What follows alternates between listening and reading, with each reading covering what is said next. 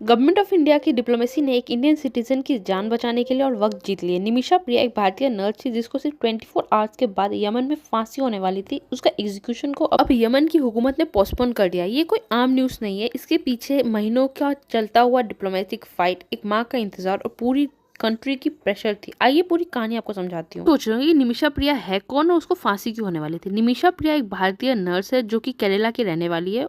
उन्होंने अपना सपना पूरा करने के लिए यमन में नर्सिंग जॉब एक्सेप्ट किया, लेकिन जिंदगी वहां से उनके लिए कभी ना खत्म होने वाला नाइटमेयर में बदल गया। वहां उन्होंने एक लोकल यमनी सिटीजन कदर के साथ मिलकर एक क्लिनिक बिजनेस शुरू किया। धीरे धीरे कदर ने उनका पासपोर्ट छीन लिया और उनको फिजिकल और मेंटल टॉर्चर करने लगा। निमिषा ने खुद कोर्ट में ये बताया है कि उनके साथ हिंसक व्यवहार किया गया, उन पे पूरा कंट्रोल जमाने की कोशिश की गई। एक दिन निमिषा ने अपने टॉर्चर से छुटकारा पाने के लिए और भारत लौटने के लिए कदर के ड्रिंक में एक सेडेशन मिला देते हैं, यानी कि नींद की दवाई। लेकिन अगर वो ज्यादा हो जाए तो जान चली जाती है। तो यहाँ पे ओवरडोज हो जाता है और कदर की मौत हो जाती है। 2017 में यमन की कोर्ट ने इसको प्री मेडिटेटेड मर्डर यानी कि निमिषा को डेथ सेंटेंस यानी कि फांसी की सजा सुना दी जाती है।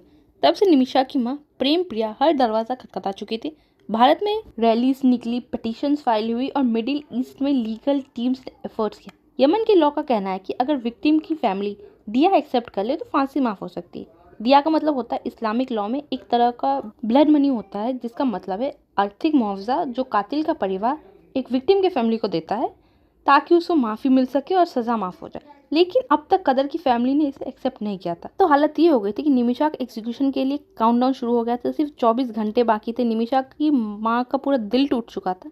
ये वही वक्त था जब हमारी गवर्नमेंट ने सबसे इम्पैक्टफुल कार्ड खेला। मिनिस्टर ऑफ एक्सटर्नल अफेयर्स ने यमन के हाई अथॉरिटी से कनेक्शन बनाया। इंडियन एम्बेसी ने हर लीगल और ह्यूमैनिटेरियन रूट एक्टिव किया। इवन इंडियन डायस्पोरा और सोशल एक्टिविस्ट ने यमन के लोकल इंटरमीडिएरीज के थ्रू अपील की और फाइनली एग्जीक्यूशन के कुछ घंटे पहले यमन की सरकार निमिषा प्रिया का फांसी पोस्टपोन कर दिया। ये एक छोटी जीत नहीं है, यहाँ पे एक माँ के लिए उम्मीद और रोशनी है, एक और चांस है, एक और रास्ता है। इस केस में सिर्फ एक इंडियन की जान नहीं बल्कि इंडिया का ग्लोबल इमेज दिखाता है। जब पाकिस्तान, बांग्लादेश जैसे देश अपने लोगों की सिचुएशन में छोड़ देते हैं, भारत ने यमन जैसे वॉर थ्रोन रीजन में अपने नागरिक की जान बचाने के लिए दुनिया से टक्कर ले लिया। ये बताता है कि चाहे हम किसी भी कोने में हो, अगर आप भारतीय हैं तो आप अकेले नहीं हैं। फांसी अभी तक टली नहीं है, लेकिन लड़ाई अभी बाकी है। लेकिन हमारी गवर्नमेंट ने हमें ये दिखा दिया कि हर भारतीय की जिंदगी के लिए वो दुनिया से टक्कर ले सकते हैं। जय हिंद।